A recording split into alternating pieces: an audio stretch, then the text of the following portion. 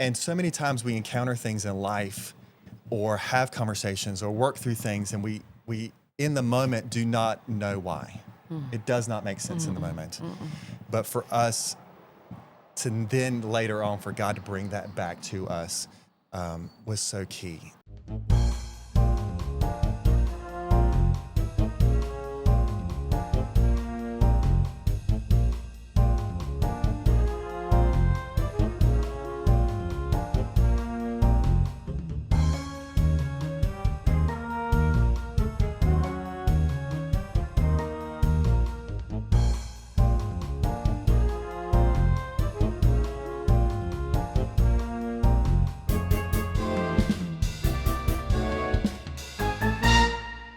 Greetings, mustard seeds. Welcome to the Nest of Tranquility. I am Gavin Daniels.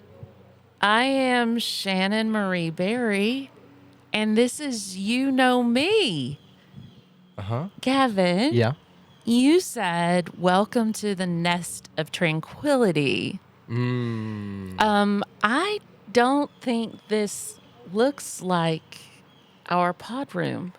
You are correct. Okay. I made a mistake. A mistake? Yes. Surely so not. We're going to name today's place the Front Porch of Tranquility because Sure. we are filming this. This is our first on-site episode It somewhere. is. We are out and about. We are in Black Mountain, North Carolina at the Cragmont Assembly.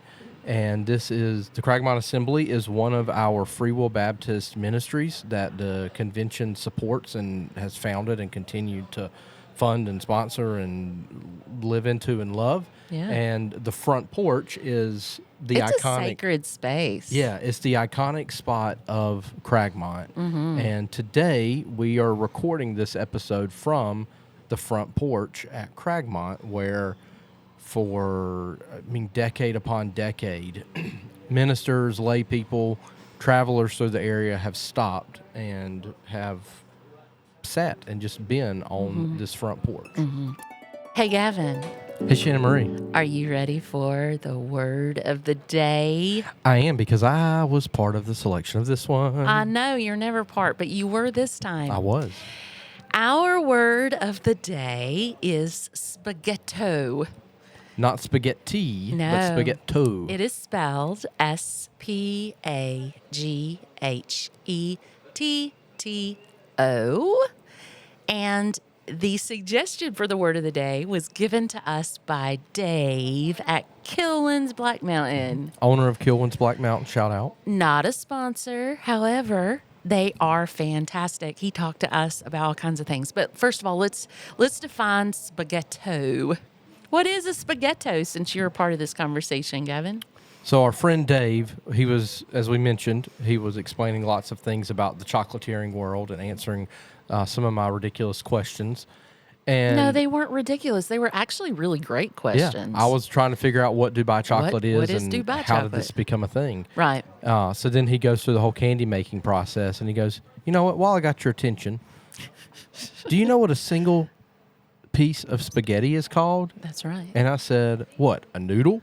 And he goes, no, a... Spaghetto So a spaghetto is one single noodle. Yep, one single of noodle. spaghetti. Because biscotti Biscotti.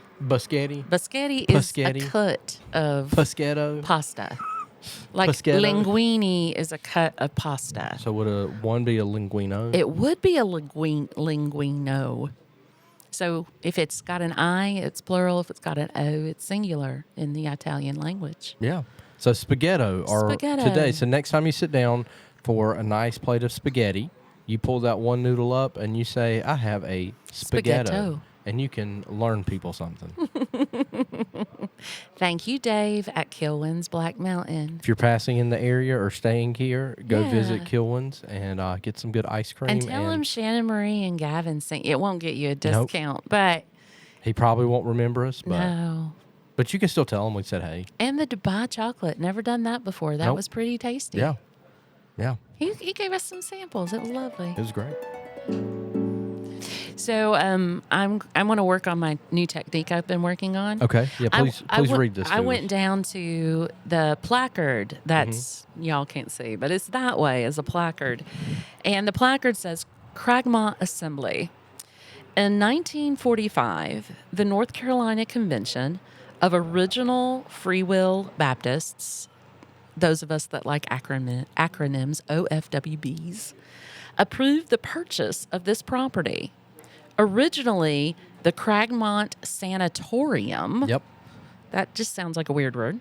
To establish a Christian retreat center for the purpose of, and I quote, instruction, inspiration, and recreation. The first summer camp was held in 1946. The 1952/53 Mount Allen Junior College, Yep. now the University of Mount Olive, Yep. operated its first year here. And then in very fine, tiny print, erected in the cooperation of the Historical Commission Convention of Original Free Will Baptists, 2021. Yeah. Well, that was a lot of very interesting information. So this is the. So tell me more. This is the original home of what is now the University of Mount Olive. But where are we? We're in Black Mountain on Mount Allen. So there's a mountain back behind us that I've climbed many times in my life, and it's called Mount Allen. And so that's why it was Mount Allen Junior College when Okay. it first opened here. Okay. And then later moved to Mount Olive, North Carolina. I was going on the site we that's exist a really today. long distance. Yeah. I wonder what they were thinking. I don't know. I mean, because to move a whole college from the western side of North Carolina, which looks very much like the mountains of my own home on the eastern side in Tennessee, all the way out to Wayne County. Well, and I think a big North portion Carolina. of it was so many of our clergy were in the eastern half of the state. Sure. And to try to make the trek up here regularly was tough. And so to put it closer to where we existed. That's really smart. Yeah. That's Yeah. really smart. But yeah, Cragmont has been here since, what did it say, 1945. And as it said, it originally existed at the building we currently are in was not the original main building. It was a sanatorium, so tuberculosis patients would come here, where the air was cooler and a little easier to breathe.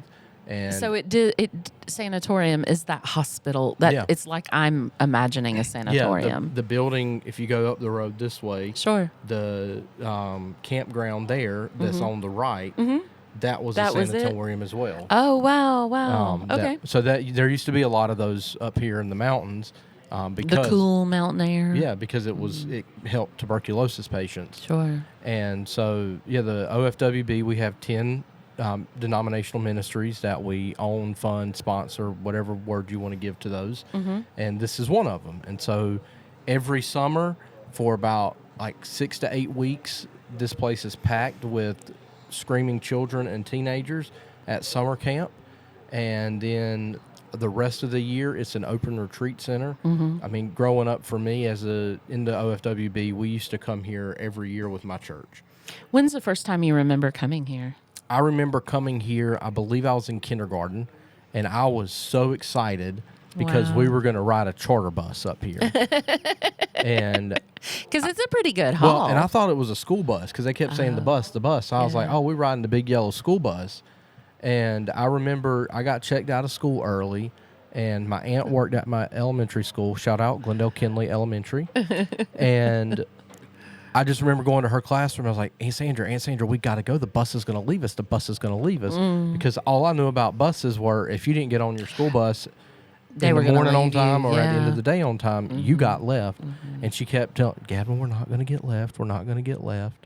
But I remember being up here, there used to be a big enough field we could play slow pitch softball in, playing basketball in the old gym. Now we have a new gym. And so there used to be these right out here in the big grassy area. There used to be a big swing set that we would swing on. So bigger than the one that I can see from our current position here on the porch.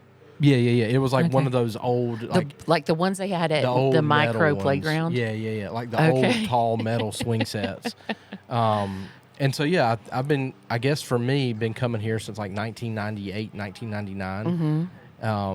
My family was coming here before then. As you know, this is the place where my wife and I got married. I have not heard that at all. Oh, That is stop such new information. No, and I'm going to tell you what, gang, what y'all don't realize is that that wedding was like the biggest event they'd ever held because it is on all of their promotional material. It's just the best looking group of people they've ever. That's what it is. What it I no, swear it's it because is. Brett was in the That's picture. true. That's true. Yeah. But yeah, we got married here in 2022. Got Okay. married in the chapel, and then had our reception across the street in the field. Oh. And the age-old tradition here at Cragmont is to take a picture on the front porch or on the front steps. Yes. So- I've now been in 3 pictures. Yeah, there's a picture of me somewhere where I was like 5 years old, 6 years old on the front porch. I've got a picture with my niece, my oldest niece, when she was like 6 months old, sitting on my shoulders, pulling my hair out my head in front of this tree up here I love it. when it was like half that size. Sure. Got to bring my daughter here last year for the first time. Yeah. And we just, it's a sacred space to those of us who grew up in the OFWB world. It's a sacred space. And Well, and I would say for those of us in the United Methodist camp system, we get it too. yeah, I mean, because when I think about the camps that are in the Holston Annual Conference, Camp Dickinson is the first place in Fries, Virginia, spelled like fries. That was the first place that I was ever a minister in residence. And just the memories of that space and what that means. And even before that, the church camps that I went to in East Tennessee, and now the church camps opportunities that are just in North Carolina, they're fantastic. And I don't care what denomination that they're coming from, just the opportunity to get away and to see that the world is bigger than Johnston County. yeah. Or Wayne County or whatever county you live in, and to get to ride on a charter bus. I mean, that's a core memory for you. And to me, that's a really big deal and opportunity to kind of get you out of your home space and the opportunity to go and visit and be in a new place. Now it's time for Gavin's 15. Gavin, what have you been thinking about lately? So my 15 this go round is something that I love to do, near and dear to my heart. So this is a good one. This isn't a 15 that grinds my gears. It grinds my joints and my bones and my body. It's yard work, and how much I love yard work. Mainly, Like what kind of yard work? let me cut the grass, weed eat, landscape, care for my lawn, water plants, plant a garden, all the things. I love yard work. It's therapeutic. It's touching grass. it's exercise. Yeah. But recently, I have been trying to top dress my yard, What's which means top dress mean for those of us that are not yard workies? you put sand on your grass and you help level out the holes in the yard. Like if you have some dips and stuff, it helps level out the yard. So I think it's important to say we are in Eastern North Carolina. We are not in East Tennessee. Correct. We wouldn't do that in East Tennessee. If you had Bermuda grass, you would. I don't know that most of us have Bermudas, but See? That's if the it's a thing. Bermuda grass, so now we have a specific type of grass that we're speaking of. Sand, leveling out yard. So when we got our house, they already had put the developers had put sod in the front yard that was Bermuda. And so whenever you are planting more grass, you're supposed to plant the same type of grass that you already have, so that way you don't have multiple grasses competing for space Oh, and that's killing smart. one another. So we had to get Bermuda in the backyard as well. And then as those sod pallets have formed together, it leaves little holes, and Bermuda likes heat. And sand like that Well, in allows eastern North Carolina is great water for that. to penetrate through, and it keeps the area a little cooler. So yeah, I have aerated and my yard and Is put aerating just putting holes in your yard? to let the ground breathe. Okay. And I put out over 12,000 pounds of sand across my yard, and I think I've totaled up at least 20 hours of work on Wow. this sand. So hopefully my grass will grow well, and the holes will not be holes anymore, and my child will have a good yard to play in. What kind of lawn vacuum do you have? I have a Cub Cadet Riding mower? Yeah, Okay. riding mower. Okay. Do you have a weed whacker? I have an electric Ego weed An Ego eater. brand? Yep. I see. Yep, works great. So for any of you who are gas-powered fans, I apologize. It's just what I could afford at the time and what worked easiest for us, and continues to. I'm loving the electric stuff we've got at our house. What? I do have a gas chainsaw, though. Lovely. So if you were if you could only have one yard utensil, Mm-hmm. what one yard utensil would you have? Like to take care of my grass right now, or my yard, or any. Just in yard work world, because I know you've got flowers and vegetable beds Oh, are too. you counting that? Yeah, man. I'm gonna make it hard on you. That breathing sounded really weird.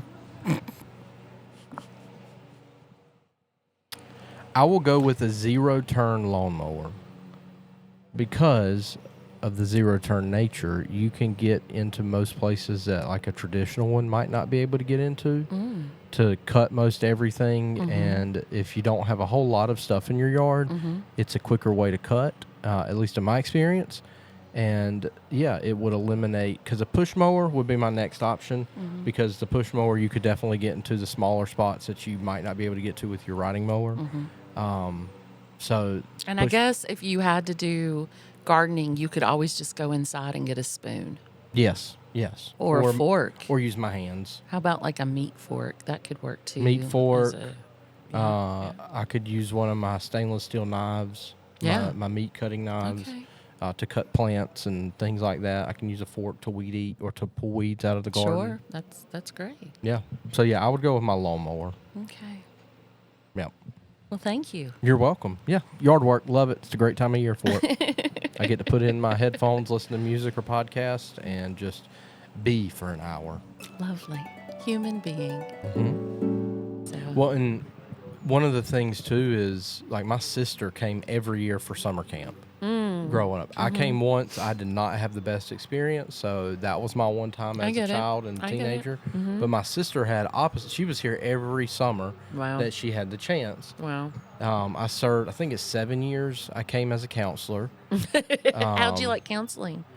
It was good until I knew it was time for me to stop. I got you. And then it was just kind of like, I am not doing anyone a service. So, for those who might be But it was always fun. of the United Methodist tradition that thinks of camp, because in our system, they operate a summer camp where you drop off your kids, and the camp staff are who run the summer camps. And I know that's different for you all. Yeah. So how does that become different in your tradition? What does that look like in the OFWB tradition? So the big thing here has been each week of camp is run by a different group.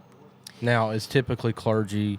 I don't know the full history of how if they broke it down conference by conference, Sure. if they did first come, first served. But each camp week has a different camp director. Okay. And so much of that comes because for so long there was only a couple of staff members here. Now the staff has grown as Yeah. Cragmont continues to grow. And Yeah. we're going to have the director on here In a just little a little bit. bit for an interview. But part of that is I think because they didn't have the full staff to run a full camp like that. But we continue to operate where a different group takes charge of each week. I believe now there's a common theme every summer. Okay, so So like that there's way- a common curriculum? Yeah, so that way, Okay. like, what one group may have in decor or games or whatever, you can trade things off to use as you need. Good. to create more of an inner working system. But each week is operated by a different group. Next week will be the first week of camp. Yeah, I think is that Stephen Prescott's group? Yeah. Yeah, I love him. Miss you, Stephen.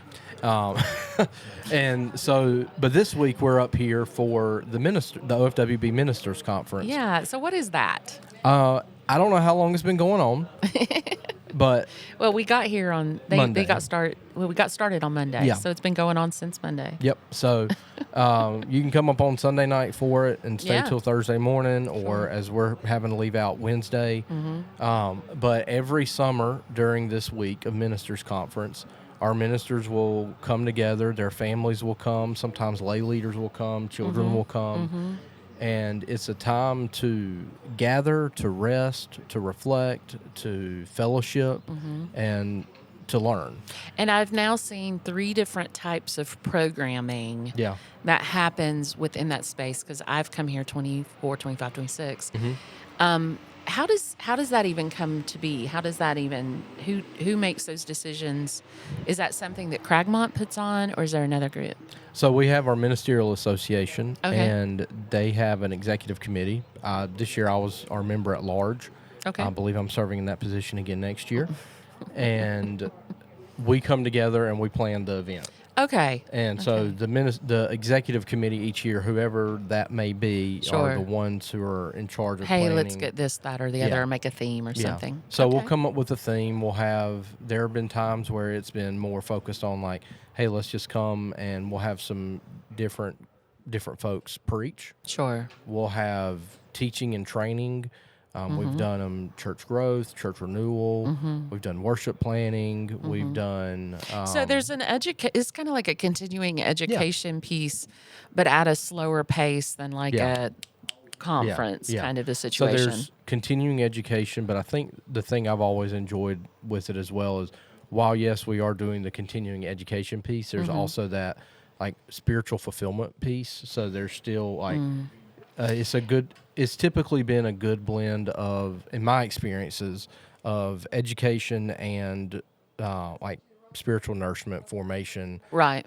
worship services that we have, we did a concert of prayer a few years ago. Sure. That Josh Whitfield led for us. We've had different praise teams come up and lead for us. Yeah, because I've seen several different styles of music that have kind of led the Yep. worshipy piece of it. Yeah. So yeah, it's been a broad array of things, and more than anything, the best thing for me with the ministers' conference and the ministerial association has been that fellowship. And there are very few opportunities that, unfortunately, that we get throughout the year to come together and just be without the responsibility of running a convention or running a conference meeting or running our church. And so this is one of those few spaces in the year where we get a chance to just come and be together.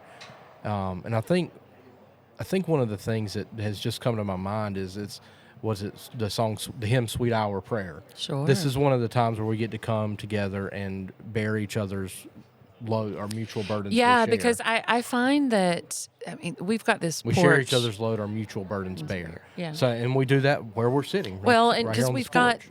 this array of rocking chairs and Yeah. benches and There's like this 8 people gathered tables over and- to our left. Oh yeah, and they come in and out, and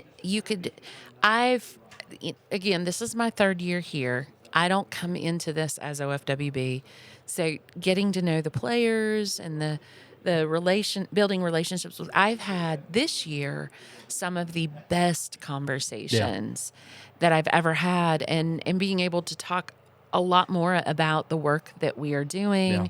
My own work, have shared my own story with a lovely woman just today about and heard her story, and in those moments just kind of making connections like I take for granted in the United Methodist Church on this side of the world as well, to be able to see those places and spaces that we can come in and alongside. And even though Dr. Kroom keeps asking when he's going to make me an OFWB, it's not going to happen. But I am a big supporter of the clergy that do this work, of their spouses.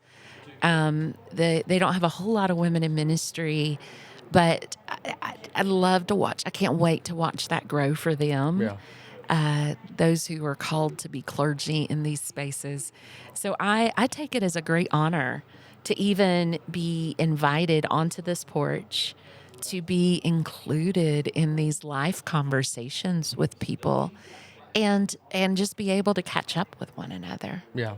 Well, and it's fun too because you can come and stay at Cragmont any time of the year. It doesn't have to be for a conference. You can book a room for any night of the week, any weekend. They have availability. But you can come up here any weekend of the year and you will run into a pastor and their family. And you're like, oh, hadn't seen you in a while. And we live 10 minutes down the road, yet we drove 4 hours to finally see each other. Yeah. So that's always been kind of fun to me. But like we were here back in November for Brett's birthday weekend with the whole family. Yeah. And there were 2 or 3 other ministers and their families who were here. Sure, And it's just wow. like, oh, hey, didn't expect to see you here. Yeah. And then several folks from UMO were here that weekend as well. That's so fun. Had a chance to, meet their families and be around one another outside of the office setting. So it's just really cool how this place holds such a sacred spot in so many of our hearts. And then when we have Matthew, our camp director. the director of Cragmont, not camp director, but when we have Matthew on here shortly, we'll let him tell a little bit more of his story here, Sure. what he's been able to do, and Cragmont's role in disaster recovery. Helene. Yeah. I mean, they were right here in the middle. And in talking to Dave, I don't know where our word of the day is going to pop in here, but Dave, who's the owner of Kilwins, we met him yesterday, and he's an amazing chocolatier. And his name's not Willy Wonka, but he was so good. And he was sharing about the destruction that came through on this side of the mountain. And I have friends on the other side of the mountain that lost their home as well. And just kind of breaks my heart, again, every time I think about what that means for them. But to see how resilient, to use one of my Grant words, Yes. how resilient everyone was, and their willingness to, I know this was a hub for the community to kind of bring things together, supplies, groups of people to be able to go out and work and to just kind of touch those places and spaces. So Cragmont, as I have learned, is more than just summer church camp. Yeah. And I'm so appreciative for a space like this to build those relationships and to watch them do some amazing work. Yeah. So if you've never been, come join us. And like I said here, shortly we'll have Matthew on with us. Yeah. And so, yeah. So now we come to the point of Shannon Marie's. Okay. I just want to say this sound sounds like I'm always going to talk about something negative and horrible. Yeah, like how my 15 sounded like that to start with. Well, I mean, but you find great joy in it. So my aunt is about knitting. I started knitting when I was a wee little lass. And a wee little ass was she? I did not climb a sycamore tree there. My granny taught me how to knit years and years and years ago, and it is a practice that has served me very well throughout time. And it's something that I've put down and picked up and put down and picked up. I found that when I had children, I had picked it back up again. When I was in seminary getting my MDiv, I used to knit in class. And you've probably experienced this in our time together. Knitting is a signal to the rest of the universe to some extent as to my mental health. If we're in a place and space where the conversation is getting really challenging for me, my head will go down and my knitting pace picks up some. If everything is all fine and dandy, it's a leisurely kind of stroll. And I will look around because, yes, I can knit patterns that are relatively crazy, like the pattern I've got going on right now. I can knit those crazy patterns without watching the whole time, but I do count And just so for our YouTube viewers and not just the listeners at home, this is the crazy piece that I've been knitting for a while now. It's a shawl, but there's a whole lot of pattern to it. But the other side that How close are you to being done with this? with this one, I started looking at that. So I had three of these repeats take place. And then I think I have another section of this kind of double row thing, I think. And then I do the end. Or I'm doing these 3 repeats and going straight to the end. So I'm not that far, but I have been working on this thing for a long couple years. Yeah. Because it's mine and it's for me. And I will put my stuff down and pick up to knit a stocking or stockings for a family. So I always put this stuff down to knit for somebody else. So I think I'm relatively close to finishing this one. I do feel I will be done this year with it. Okay. So it will show up in the fall, most definitely. But the other piece about my knitting in a place and space is if you see me put my needles down, it's about to go down. Not always about to go down. It's just I've taken all my thoughts and turned them into a statement I want to make, because I am not always quick to answer. If I'm leading a group of people, I can do that. But if I'm in a meeting of some sort and I'm not the main speaker, it takes me a minute to come up with a concise statement. And that's usually the sign that something is going to happen. And it happened in seminary quite often. So if any of my seminary friends are watching or listening to this. Well, and it's like you've explained it to me before, it's like fidgeting, like a fidget toy to help you focus. Yeah, sure. And yes, if I do 2 things, I either essentially transcribe what's going on in a room, because I was a medical transcriptionist at one point in my life. I either transcribe what's going on or I knit through it. Yeah. And either way, the important information I need to keep in my head stays in my head. So that's my knitting. Is it difficult? No. Was it difficult at one point in time? Yeah. It is what you make of it. Yeah. And I make shawls. And it's biblical. Knitted together in your mother's womb. Yeah. Absolutely. Have you ever done or seen those weather blankets? Yeah, that's really funny.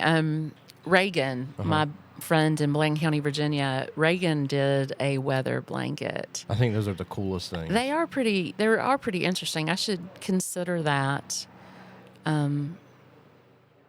next year.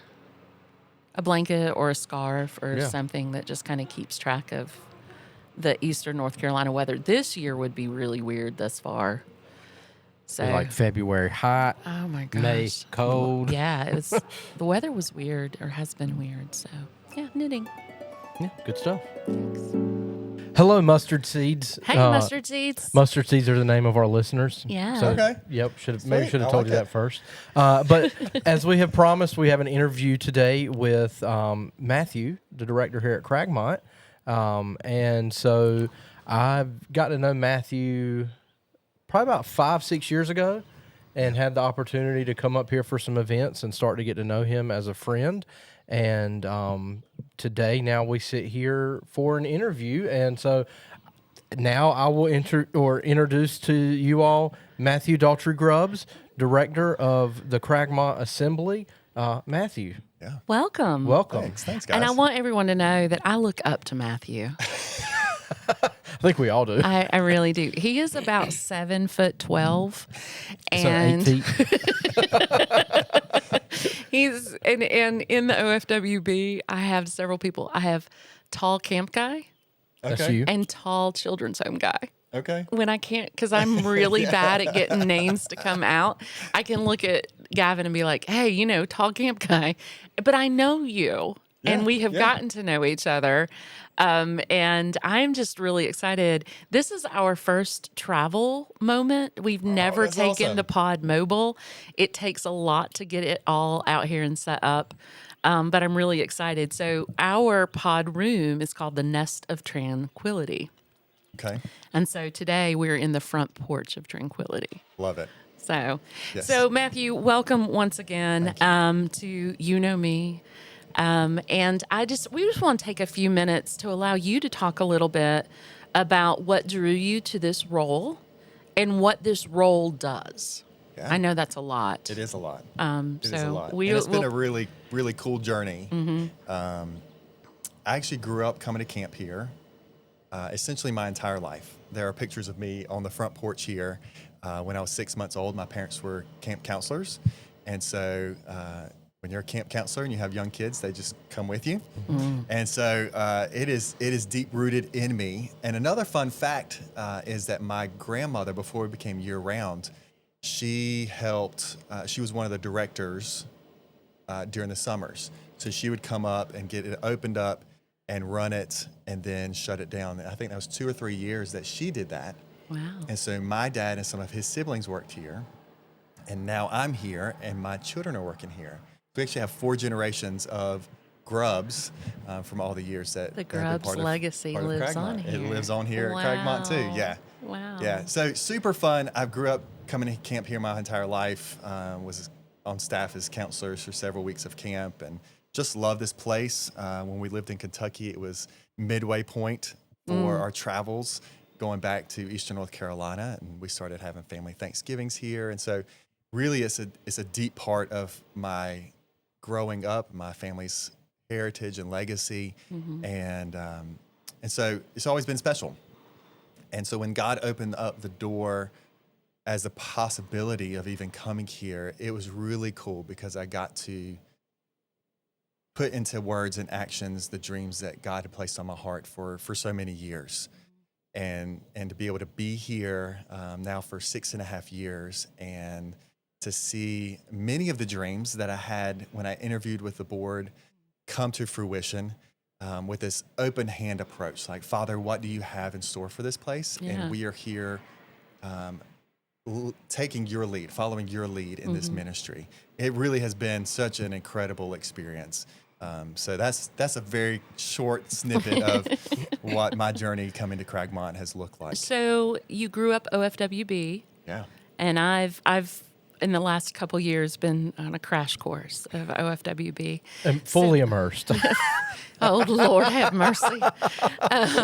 So tell me, like, where did you grow up in? I'm assuming North Carolina is where yeah. you were born and raised. Where were you For the born? most part. So real quick snapshot of that part of my journey as well. My parents were in Middlesex when I was born. My dad was pastoring a church Where the children's home is where now. the children's home is now. Okay. They were at a church there. And shortly after that, when I was 2, we moved to the Philippines. My parents were missionaries for a couple of years while I was growing up. And so we lived in the Philippines for 3.5 years. In between, came back to the United States, lived in Lowland, North Carolina, near my grandparents. Is that there. a city name? Yeah. Do you not know Lowland? I don't know Lowland. Honey, I know Do you know my Lowland? Is that where you grew up, like out towards Elizabeth City?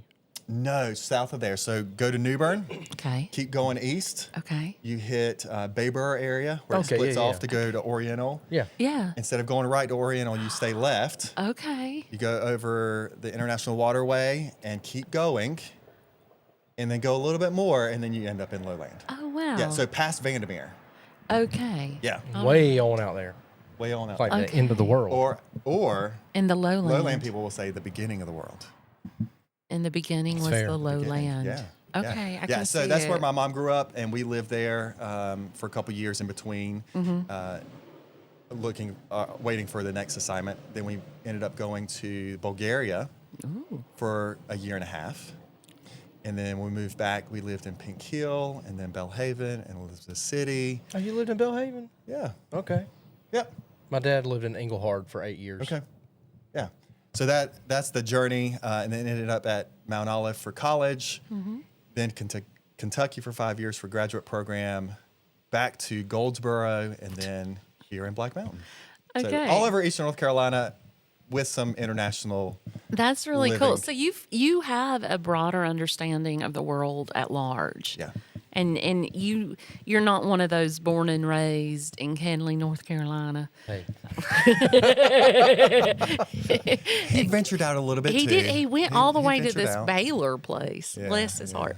No. But it's one of those things that you've had that opportunity to recognize. So when children come to camp and they're from the Micros, the Kenleys, and this is like the furthest they've ever been away from home, is that an amazing thing to see on a kid's face? Oh yeah, it's such a joy.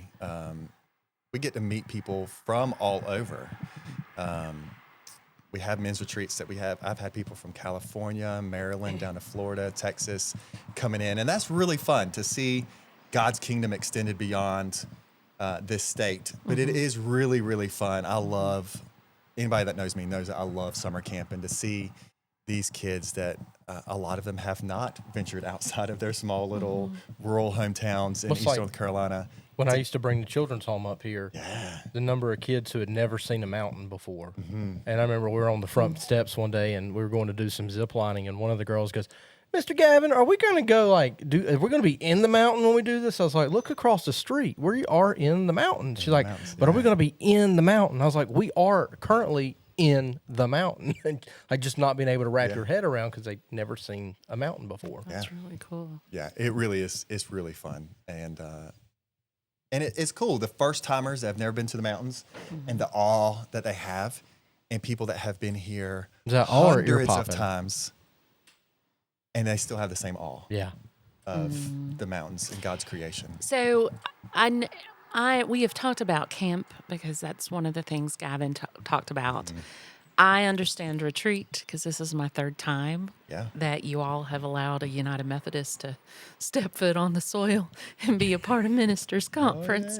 But you had a really probably unexpected role that you would have never asked for and probably never want to see again. And this camp assembly became a hub during Helene. Yeah. Yeah. Take us through just a little bit of, because you live across the street. So not only is your family and your community here, because you're a community member, Yeah. not only were you all going through it, but you had to step aside from that personal, and you had a crazy adventure that happened up here. So talk us a little bit through Yeah. what that meant for you and to be able to provide some healing for people. I'm going to jump into the midst of the aftermath of the hurricane Sure.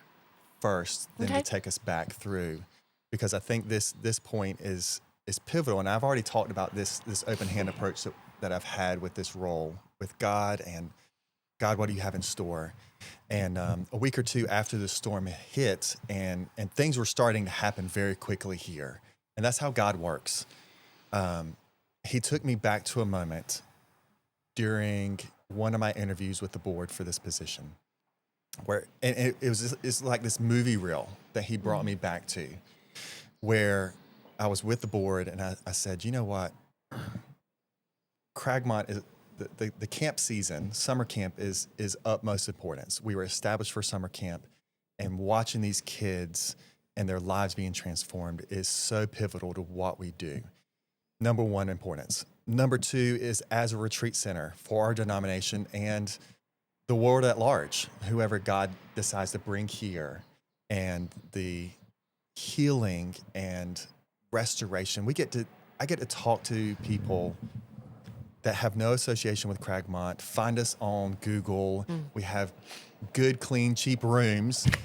And They are clean. They They co- are comfortable. yeah, and they come and stay, and I get to have conversations with people as they're checking out, and they say, I've never felt more at peace than I have here, or I've never slept better than I have here. And I don't know their religious background or their beliefs, what they believe in.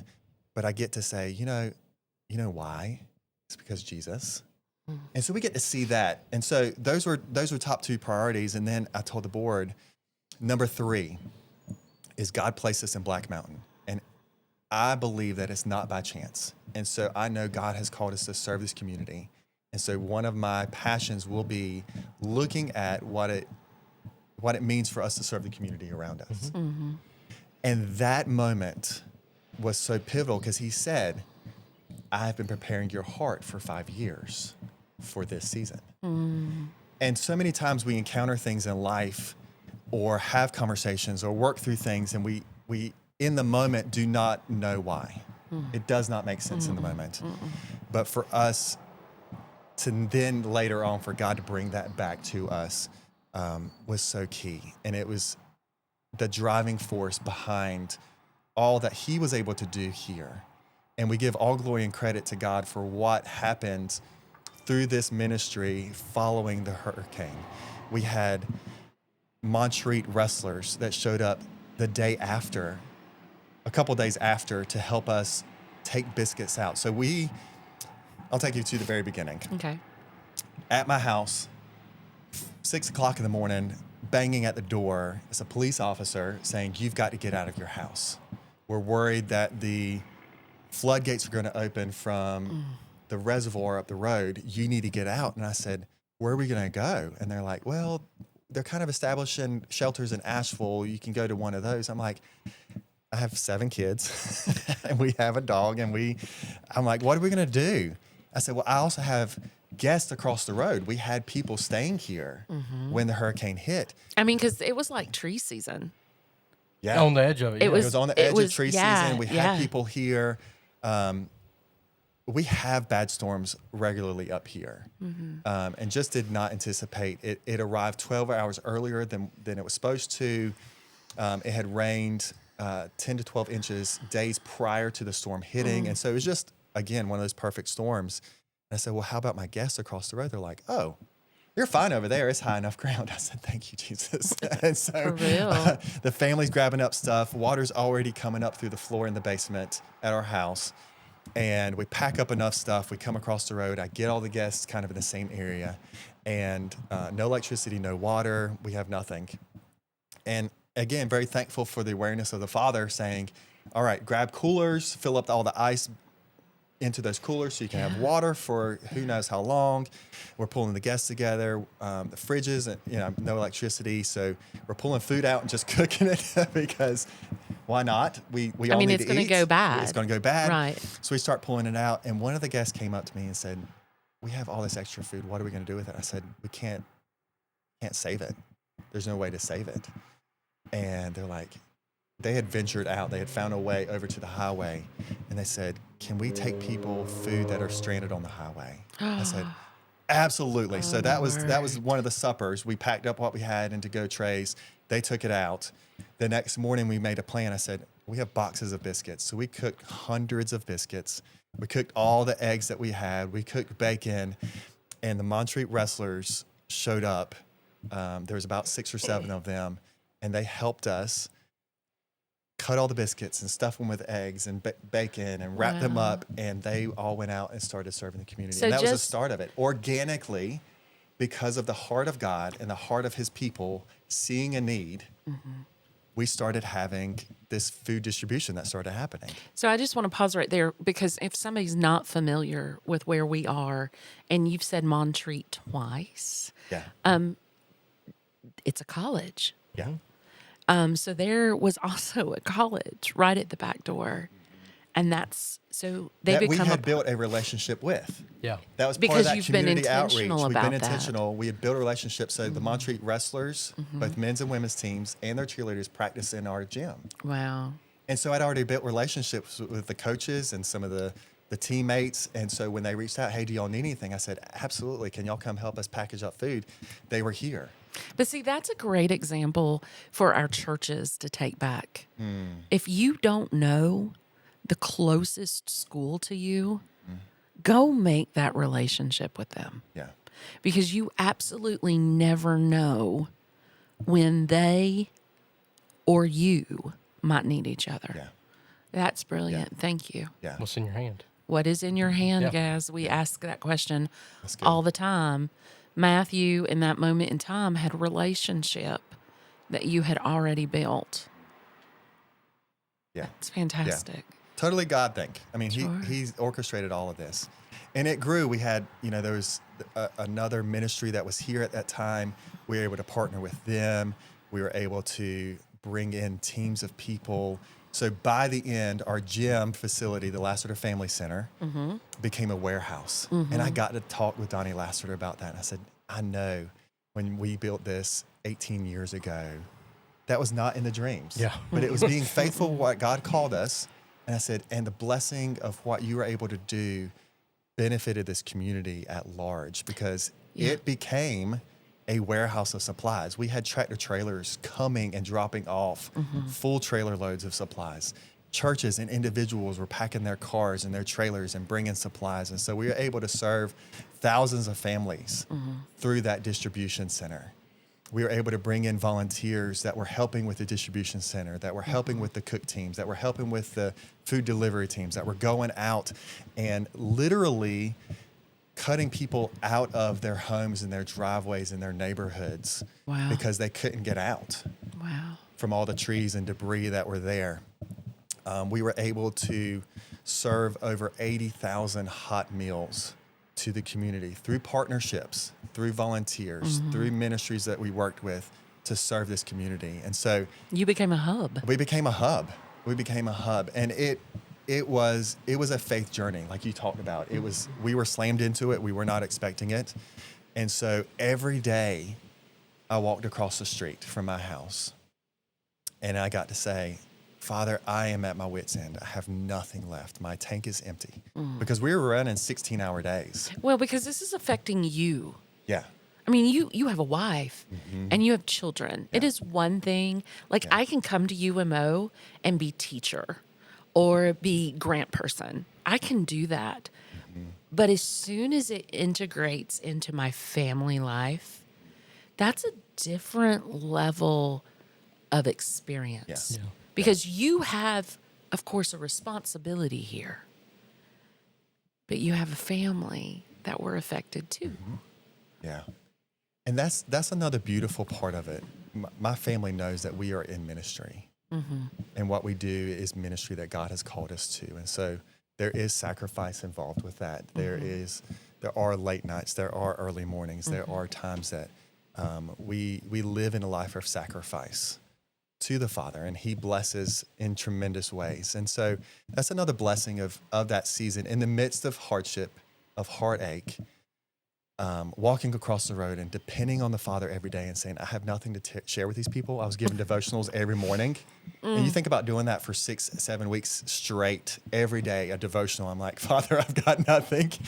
I don't know what I'm going to say to these folks. And He would take me to a book or take me to an app or something and say, this is what I have for them today. And to watch the people and the way that they were able to interact with the Father. Through what He had, and it wasn't me. You were gone. You were I was so a vessel empty. of that. Yeah. And to host people and to love on these volunteers and to love on the people from the community and to love on my family. And that was another beautiful part that my older children got to come and be a part of what we were doing. They were able to tangibly be a part of the kingdom of God coming together through volunteers and ministries and churches and to see the kingdom of God happening real life in a very tangible ways and the impact that it's had on their lives as they interact with people and love on people. I still get to see the fruit of that because they got to see the love of the Father in those ways. Where were you living in 2016? We were in Goldsboro. In 2018, were you still in Goldsboro? Yes. So you got your family we had has that seen hurricane in 2018. like the two worst hurricanes to ever hit this state. Yeah. Between Matthew in 16, Florence in 18, and then it's like you move to the mountains. Oh, we're not in hurricane land anymore. Well, and then boom, Helene hits in 24, and like you're now riding out like your third catastrophic hurricane, and what, like, what was Yeah. that, 7? I don't do math good. 7 years. Yeah. And now you're front and center and leading a community effort in it. So, what did you do to care for yourself? It was a daily process. It really was. I got to lean on others. That thankfully the Father sent people who had been a part of disaster relief efforts before, and so they were able to love on us and care for us. In a lot of ways, it was those simple moments of gratitude for the Father and the ways that He was providing. We got to see, there's some really fun stories of the Father showing up. We had a guest chef from Greenville that was cooking for our volunteers, and he went to the cooler and there were no eggs left. There was one carton of liquid eggs left, and feeding hundreds of volunteers. Like, what are we going to do, Father? And half an hour later, a farmer shows up from states away. He had traveled through the night. It showed up and said, "Hey, do y'all need eggs?" And we didn't know this guy. We'd never interacted with him. You had He no didn't idea know he was us. coming? No idea. And he says, "Do y'all need eggs?" And the beautiful thing, the way the Father works is it wasn't just eggs. They were like the best eggs. They're from an Amish farm. Oh, wow. They're Yeah. brown, organic, high quality. Like You getting that best of rich the yolk. best. Yeah. The best of the, it wasn't just a simple provision. It was the Father's Sure. very best Abundance. for us. Abundance. So we got to Yeah. see that in the warehouse time and time again, people coming in and saying, "I've looked everywhere for this kind of formula. I've looked everywhere for the feed for my animals, and we can't find it anywhere." And I get to say, you know what? God just delivered that 5 minutes ago. A doctor that walked in, and they couldn't get medical supplies here. Right. And we had 2 pallets of medical supplies delivered. We packed his car, and as he was leaving, he says, "Weird question. Do y'all by chance have walking canes?" What he didn't know is a dear family friend of ours from Eastern North Carolina had packed up some supplies. Her parents had passed away. And she was calling me and talking to me. She said, "Could y'all use this? Could you use this? Could you use this?" And weeks earlier, asked about canes. And literally 5 minutes earlier, my father-in-law had delivered those canes. Wow. Because God knew Yeah. that He was sending these people at this time for this need, and we were going to have what they needed. You were talking about self-care.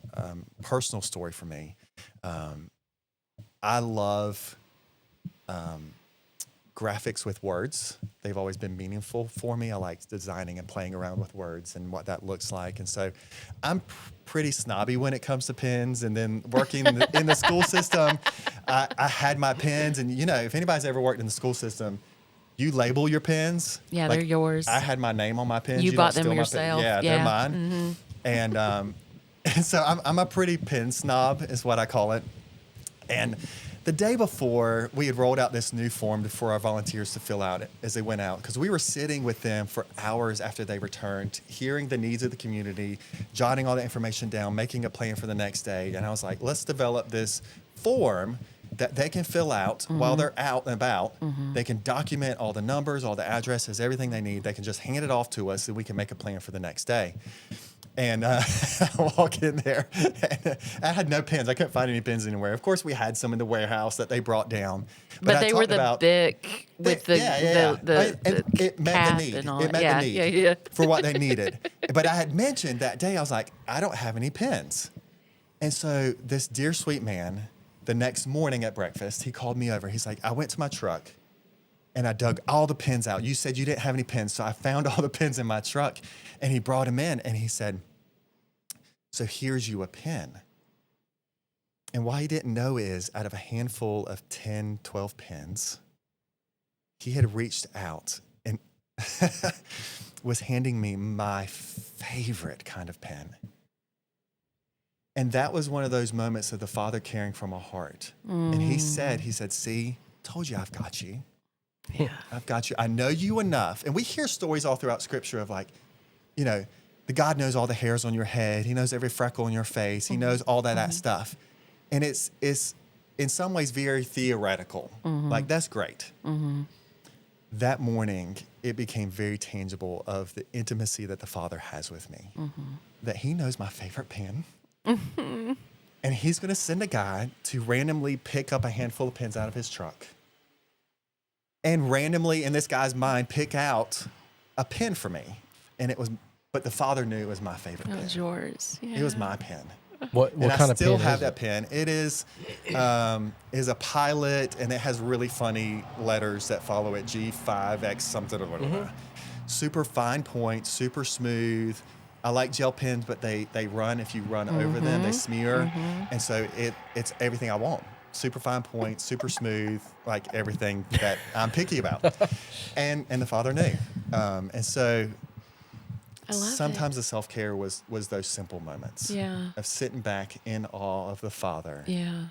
and what he was able to do in that. And it was a journey as we transitioned to long-term care for the community. I went through a phase because every day was dependent on God. Every day was not crisis mode, but crisis mode. Yeah, it's crisis mode. I mean, your cortisol level is still up. Every day. Yeah. Every day. Yep. And then when that stopped, I had to relearn intimacy with the Father because it became, it was intentional, but it was intentional out of great need. And I was able to learn the Father intentional out of peace and rest. That's fantastic. Yeah. And so it's been a wild journey. Yeah. And we're still working through it. Yeah. Well, and it's also not easy because when did you start here? Yeah, January of 2020. And what happened like 2 months later? Oh yeah. So you two started major events this. within 4 years. Your first camp season basically doesn't exist. Did not exist. And yeah, so Yes. a lot. Yes. What brings you joy? What brings me joy? My family brings me joy. They're a big part of my life. Us having 7 kids, that's a whole nother interview, is why we have 7 kids and the faith journey of kids. And I tell people, There's a bunch of little Matthews running around. Yeah, there is. People are like, well, I couldn't do it. And I get to say, well, the Father didn't call you into that. Yeah. He called us into it, Yeah. and he equipped us in that. And it's a daily practice of like, Father, I don't know if I have enough for this. My family brings me lots of joy. Their excitement, their laughter, their playfulness, watching my older ones mature and grow in their relationship with Christ and in their knowledge of being able to operate in society and culture Sure. and interact with people. That brings me lots of joy. Little things like I get to ride a gator around campus. And I never thought that was, Oh, that's the coolest thing ever. yeah.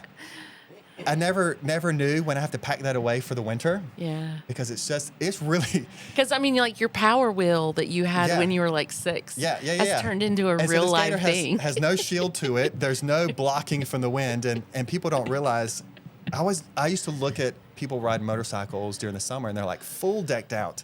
I know part of There's that is a protection, reason, yep. but part of it is when you're going, I'm not going 70 miles an hour on this gator, but when you're going that fast, that wind is significantly cooler. And a bug hits you differently. It does. It does. So even saying. 40 degrees Yeah. when you get on that gator is really, really cold. And so I pack it away for the winter. But the joy that I have when I get to break it out Yeah. every spring and zip across this campus with the wind in my face is How a does joy. How does the stash move in the wind? Oh, it's pretty plastered down. For those of y'all that are listening it's on the pretty pod plastered. and not watching the YouTube video, Matthew has the best coiffed stash ever. It's got the perfect little upturn every time you see him. And that brings me joy. Yeah. Because it's like a smile. That's It's a like a joyful smile. thing too, because it started as us guys. Sometimes we like to trim and we walk out with some weird construction on our face and see what our wives are going to react to. And I had left a mustache. I've never had a mustache. I'm not a big facial hair guy, never had been. And I walked down, she's like, okay. So that started the mustache journey. And then I had a men's retreat and it was getting pretty long. And one of the guys was like, oh, you should really do like one of those turned up mustaches. And I had a friend, fun little moment when I was in graduate school, and he had been to Brazil. And in Portuguese, it's called a bigode. A bouquage. A bigode. I And love I'm probably that. mispronouncing that, so sorry anybody that speaks Portuguese. But Yeah, I get to have a beguagi now, and it just started as a joke and a playful thing, and it continues to be that because I'm not a big facial hair guy, but I get to play I with think that. it's a trademark for you Yeah. in many ways, other than your height. What's your fun is mustache. people in the aftermath of the hurricane that came, they only knew me with the mustache.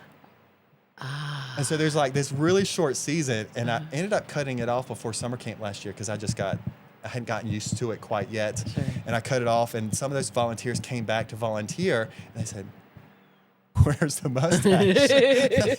And so there was this season of people that only knew me with the mustache, and everybody else in my life had never known me with that. But yeah, simple joys in life. When I grew my beard out in grad school, because I had just like a little short one for a while, I remember riding in a gator one day, and the wind was blowing, and my beard was getting caught in the wind, and I was just like, "Oh, is this what it's like to have hair? Like to let your hair down and just let it flow in the wind?"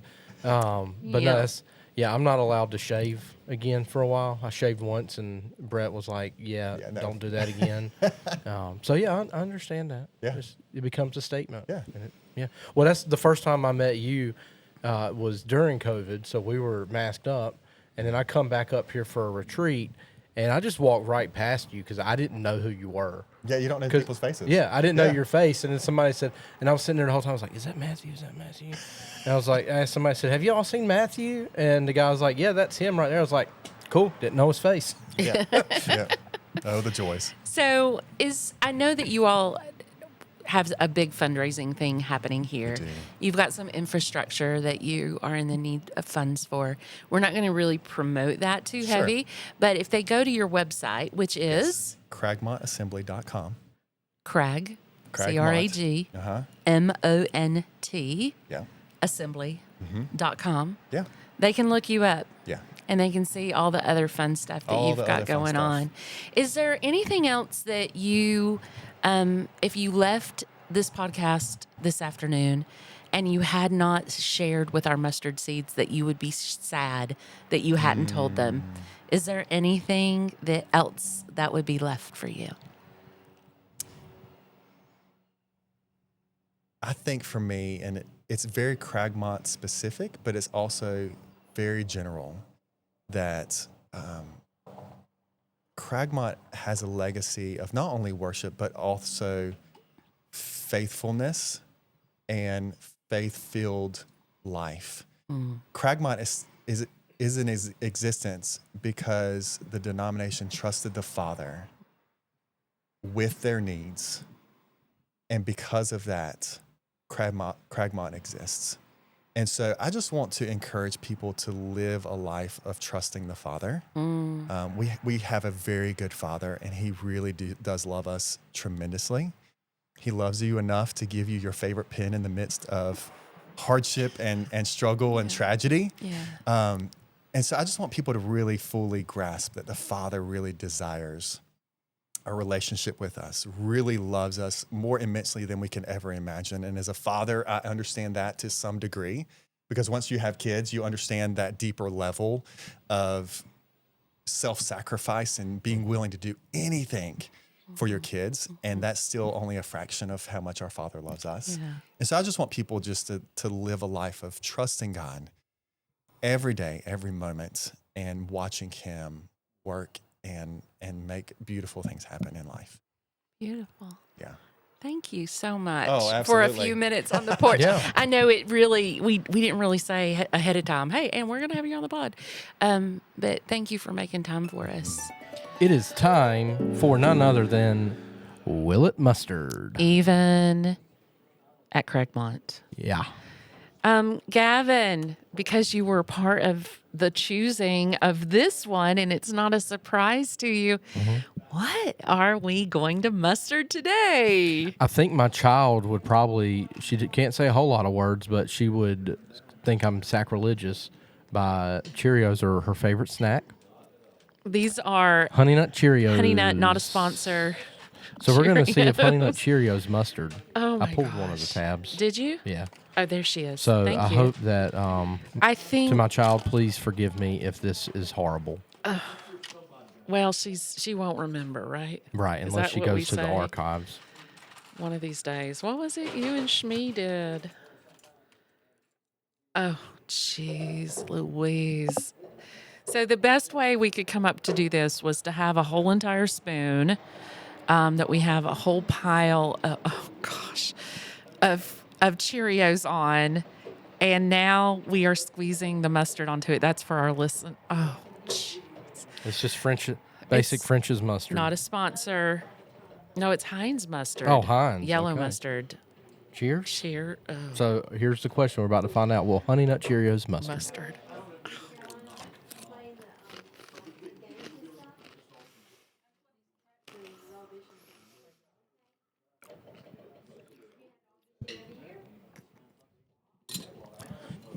I'll be honest with you. I tasted nothing but the mustard. I have just now got some honey nut on the back So it tastes like Honey Nut Cheerios or honey mustard. Yeah, the honey came in on. that did not taste. the honey like came in on the back mustard. That end. tastes like yellow. Oh, Well, that's what mustard is. The honey came in on the back end. Mustard heavy on the front. I think I was overwhelmed by the amount of mustard. Yeah, that's my fault. I don't know what to do about this. Well, we no, try- it's not your fault because it's probably the same amount I probably would have put on. I think it was a logical amount of mustard in that moment. So let's just ask the question, shall we? And I don't know what you're going to say, and you don't know what I'm going to say. You answer first. Or do you want me to answer first? I say we both answer at the same time. So, Gavin, Mm-hmm. will it mustard? No. It can. I never say no. I don't know, though. It Is can, it like but we I don't just think put it mustard should. on a cracker? I think it can mustard. The question really is, should it mustard? I think I would like to try it with a different kind of mustard. What Honey Nut Cheerios with a honey mustard? A honey mustard. That might be tasty. Honey mustard, Honey Nut Cheerio. I think so. So our way of ending our time together, we wish them love, peace, and chicken grease. Yes. And so I think that would be appropriate. And Yeah. I say it in Spanish because we have a friend that we love a whole lot. That's awesome. And he's our original mustard seed.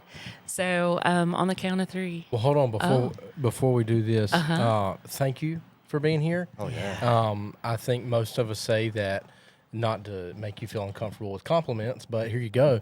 No, there are very few people in the world who, when they show up into a space, you can say, "Oh, something's different here." Yeah. And your ability to walk into a space with the presence of God, wherever you go, and help people feel that is unlike what most people are able to ever do. And so I thank you for that, especially I've experienced a ton of life moments here at Cragmont before your time, many of the most impactful ones since you started working here, and you've walked alongside some grief with me and my family in the last few years. And it's like I told my mom when my parents were here a while back, I don't know if whenever she told you, we're expecting again, I was like, please tell Matthew, if there's anybody in this world I want praying for me, it is Matthew. And I truly mean that. And I thank you for the ministry that you've given to us and our family and to so many families and people around. I mean, the college kids who come in and out of here, the parents coming to visit their children or staying for athletic events who stay here. Like, thank you for what you do for so many of us. And I don't really know how we repay that and how we give that back, but I just enjoy being around you and just hanging out. It's And such a joy, man. So this is great, especially Such a because joy. I know you've been running around and training since we've been here. So it's good just to sit down for a minute and just breathe and talk. So good. And listen. Thanks for having me. Yeah, Thanks for having me. absolutely. What an honor. Yeah, What an you're honor. our first traveled guest, Hey! our first denominational ministry guest. Hey. Yeah. So We'll we're take some first. yeah. Yeah, but if you do want to continue supporting the work of Cragmont, if you want to get to know Matthew a little better, I encourage all of you all to do that because he is a fantastic guy. CragmontAssembly.com. Come visit and Yeah. pray for him. Right? Yeah. Any Absolutely. other ways to support? Absolutely. Yeah. Pray, give, Presents, stay. gifts. Yeah. Yeah. Exactly it. Yeah. That's exactly So, it. well, mustard seeds. I'll be honest. I'm still Love. working. Well, love, peace, chicken grease. So I'm glad you said it because I you was can like, am say I it in there? English. Yeah, I'm gonna say love, peace, chicken grease. Okay. 1, 2, 3. Amor, Love, paz, peace, y pollo chicken frito. grease. Bye, guys. Thank you, Matthew.